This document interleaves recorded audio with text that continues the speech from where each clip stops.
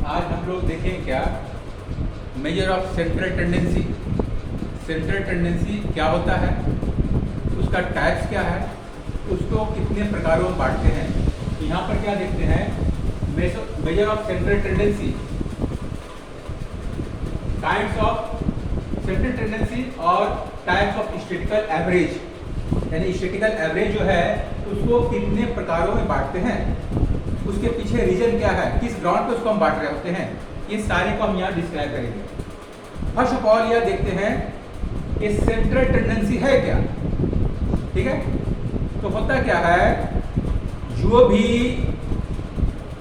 सांख्यिकी में आपके पास डेटा दिया होता है, जो विभिन्न आंकड़ा रहता है, तब उस आंकड़ों का वह रूप, वह बिंदु, वह प्रकार जो विभिन्न आंकड़ों का प्रतिनिधित्व करता हो, यानी एक समंक माला में जो विभिन्न चर दिया हुआ है, जो विभिन्न संख्यात्मक सूचनाएं दी गई है, जिसको आप डेटा कहते हैं, तो उसमें से उस डेटा को चुनना जो कि सबों का प्रतिनिधित्व करता हो, उस डेटा में सबों के लक्षण को पाया जाता हो, तो वह क्या कहलाएगा, central point, central data.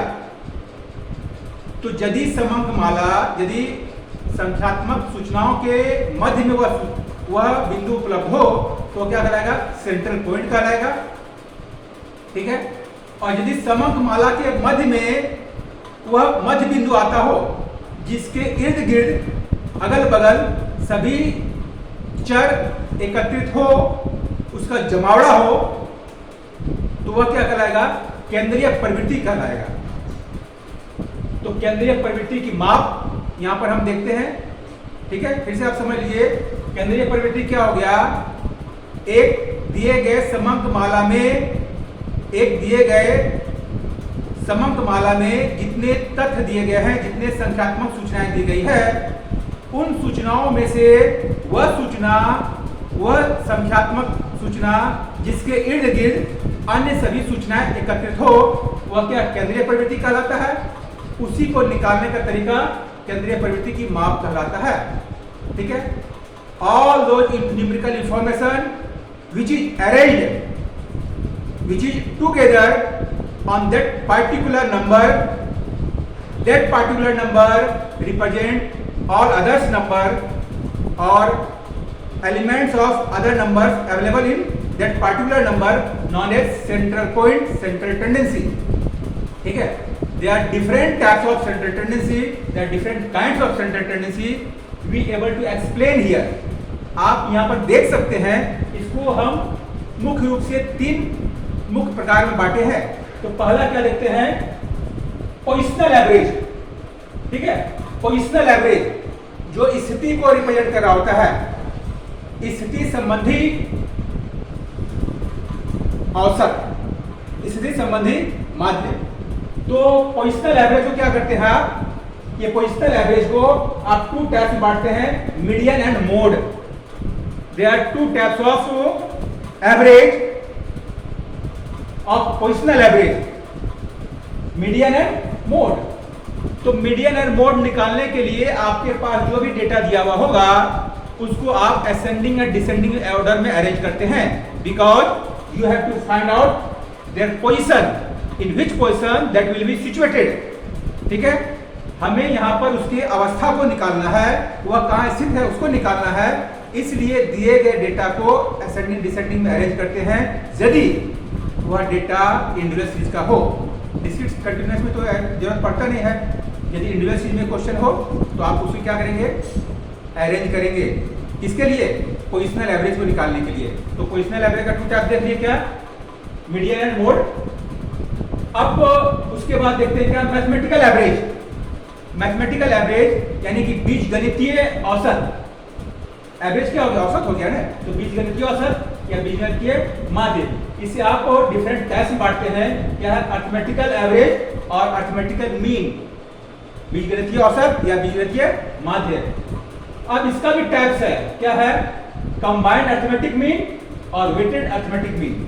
It means there are 2 types of arithmetic mean, combined arithmetic mean and weighted arithmetic mean.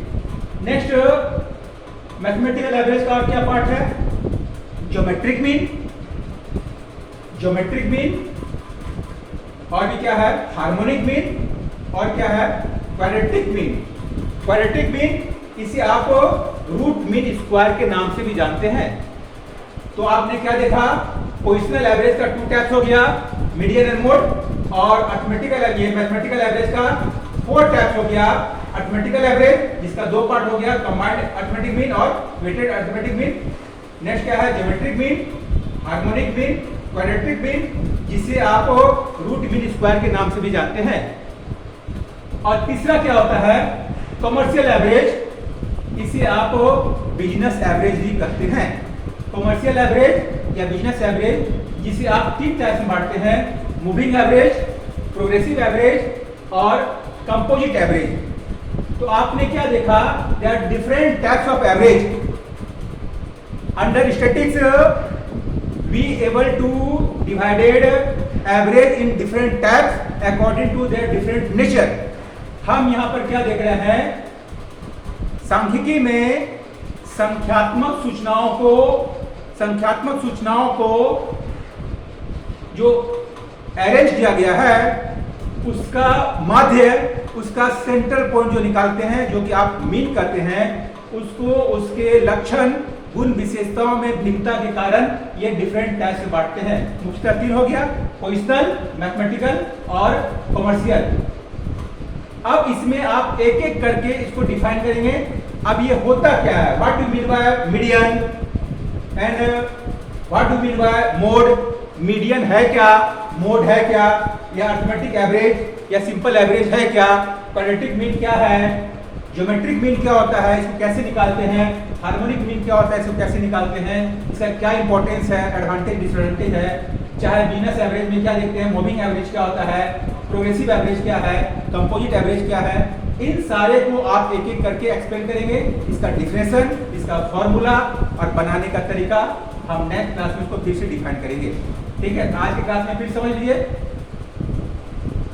Measure of central tendency. Central tendency आप कैसे मेजर करते हैं?